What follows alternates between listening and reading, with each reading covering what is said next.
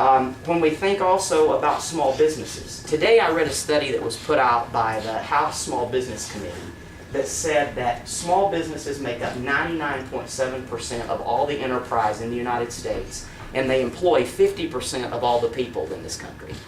Well, what are we doing right now with small businesses? Small businesses have been stretched thin. They're at the breaking point to where there's not very many avenues for them available right now.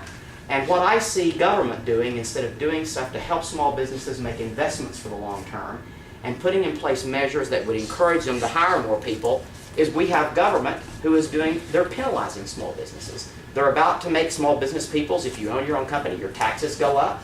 They're about to put in place, there's an article today on page 3 of the Washington Post, if you've not seen it, about the Obama administration thinking now that if you have employer-paid health care, that they're going to tax that.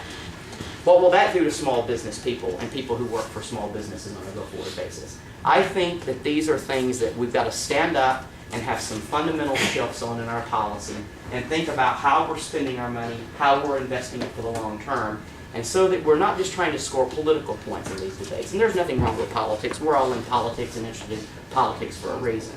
But at the point where politics gets in the way of you making a decision that makes the people who are better off in your community or your state or your nation, then that's a real problem. And we need to stop playing politics that way and come up with some pragmatic solutions to these problems and not vilify the other guy who's on the other side of the aisle simply because he's got a D or an R or an I beside his name. We need to try to come up with pragmatic, common sense solutions to these problems. If you're tired of things being the way they have been normally, if you're tired when you look around and you see some of the changes that are being made on the state level and the national level now, and those changes make you angry because you're wondering where your money's going to, who's going to be accountable to you, then elect some of us who are going to say, I'm going to stand up for you, I'm going to be accountable to you, I'm going to go down there and make a change.